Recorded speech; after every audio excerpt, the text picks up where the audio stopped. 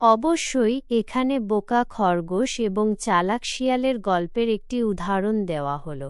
এক জঙ্গলে একটি খরগোশ বাস করত। সে ছিল খুব বোকা এবং সহজ সরল।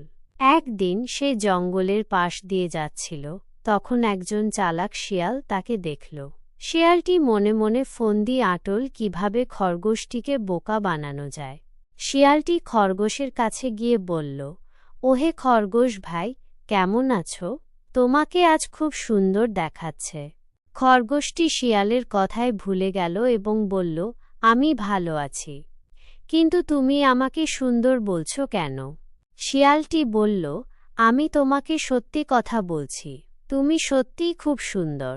তোমার চোখগুলো দেখলে মনে হয় যেন আকাশের তারা। খরগোশটি খুব খুশি হল এবং শিয়ালকে বিশ্বাস করল।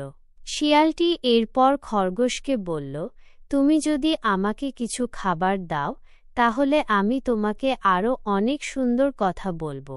খরগোশটি আবার ভুল করল। সে শিয়ালকে কিছু গাজর দিল। শিয়ালটি গাজর খেয়ে খুব খুশি হল এবং খরগোশকে আরও কিছু সুন্দর কথা বলল।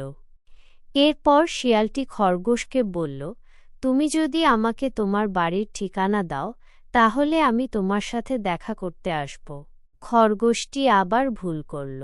সে শিয়ালকে তার বাড়ির ঠিকানা দিয়ে দিল। শিয়ালটি এরপর খরগোশের বাড়ি গেল এবং তার সব খাবার চুরি করে নিয়ে গেল। খরগোশটি তখন বুঝতে পারল যে সে কত বোকা ছিল।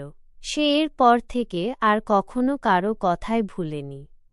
এই গল্প থেকে আমরা শিখতে পারি যে কারো কথায় সহজে বিশ্বাস করা উচিত নয়। সবসময় নিজের বুদ্ধি দিয়ে সবকিছু বিবেচনা করা উচিত।